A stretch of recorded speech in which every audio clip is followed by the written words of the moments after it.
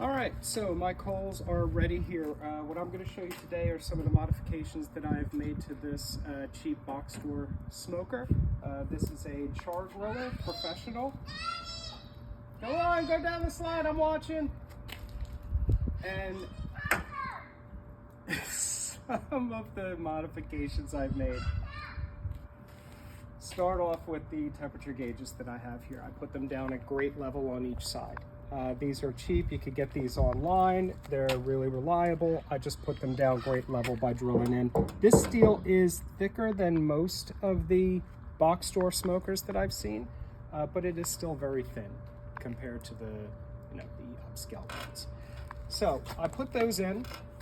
I also used on this side firebox, you could see this grate that's here. Well, it came with two of them to actually do some cooking in here. I strictly use it as a firebox.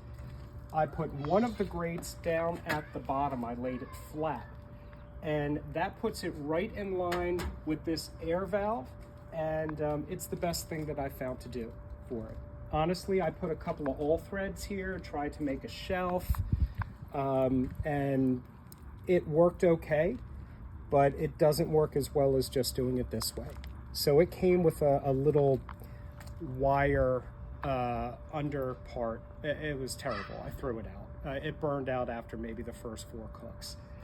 This is much better, and you just lay it flat. It gives you enough room underneath for the air to get through, keep your flame going, keep your heat at a good temperature so you're not going up and down all day. And I'm gonna pour these in there.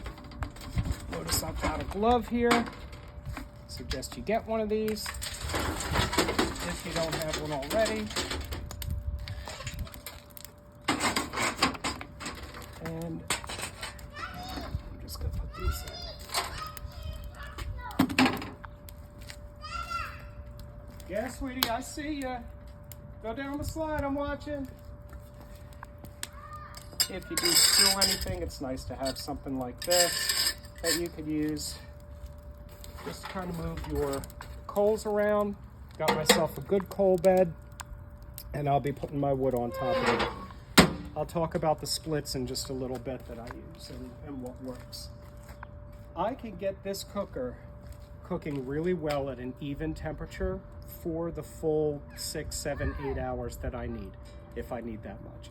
Typically I'm doing ribs, which are normally about 5, 6 hours. So what I'm gonna do here is show you how I keep the temperature so even. And that was by installing one simple piece. And that is the baffle plate. Now, you could buy baffle plates that are gonna be good for whichever smoker you have. Just took a little searching online. This plate here is what I installed. It goes all the way from the firebox down to here, and this is where most of the heat will come out. Now this one has these holes that go, they're little, the closer you get to the fire, they get a little bigger as you get further away. It does really, really well at keeping my temperature even the whole time. So that baffle plate was the #1 thing that made this cooker useful. That way my temperature's not going up and down all day.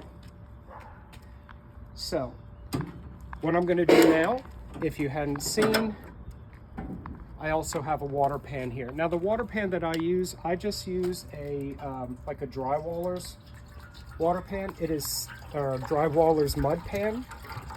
It's stainless steel. It's easy to clean if I need to clean it. I don't have to worry about anything because it's stainless steel. I only use stainless steel parts. Hi, honey, what's wrong? Oh, well, that's okay. And this is going to keep the moisture in my cooker while I am cooking. So those are the main modifications I made. I also put a front shelf on it. I find it's really useful. Other than that, this gasket that I have around the side, just to keep the smoke from getting out, is the only other thing that I've done. So I have that gasket on the side. I'm going to close her up. You'll see I have a temperature wire here. I hardly have to use that anymore. This cooker is really a nice even temperature the whole way through. I did put a couple of extra rings here just because I have a lot of tools.